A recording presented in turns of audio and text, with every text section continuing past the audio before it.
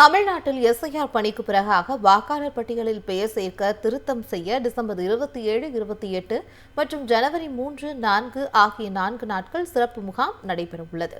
தமிழ்நாட்டில் வாக்காளர் பட்டியல் சிறப்பு தீவிர திருத்த பணிக்கு பிறகாக வரைவு வாக்காளர் பட்டியல் கடந்த 19ஆம் தேதி வெளியிடப்பட்டது.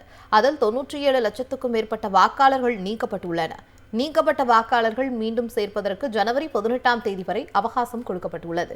இந்நிலையில் வாக்காளர் பட்டியலில் பெயர் சேர்க்க திருத்தம் செய்ய 4 நாட்கள் சிறப்பு முகாம் நடைபெறும் என்றும் அறிவிக்கப்பட்டுள்ளது.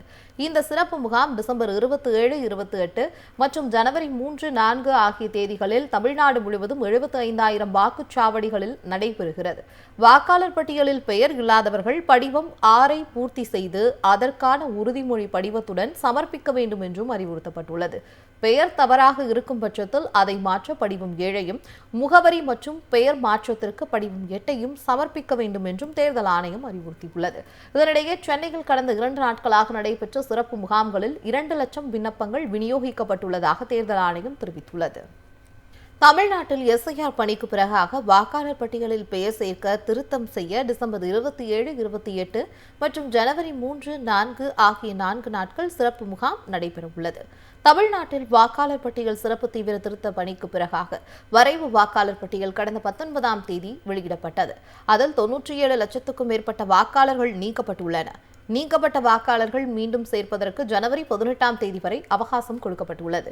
இந்நிலையில் வாக்காளர் பட்டியலில் பெயர் சேர்க்க திருத்தம் செய்ய 4 நாட்கள் சிறப்பு முகாம் நடைபெறும் என்றும் அறிவிக்கப்பட்டுள்ளது. இந்த சிறப்பு முகாம் டிசம்பர் 27, 28 மற்றும் ஜனவரி 3, 4 ஆகிய தேதிகளில் தமிழ்நாடு முழுவதும் 75,000 வாக்குச்சாவடிகளில் நடைபெறுகிறது. வாக்காளர் பட்டியலில் பெயர் இல்லாதவர்கள் படிவம் 6ஐ பூர்த்தி செய்து அதற்கான உறுதிமொழி படிவத்துடன் சமர்ப்பிக்க வேண்டும் என்றும் அறிவுறுத்தப்பட்டுள்ளது.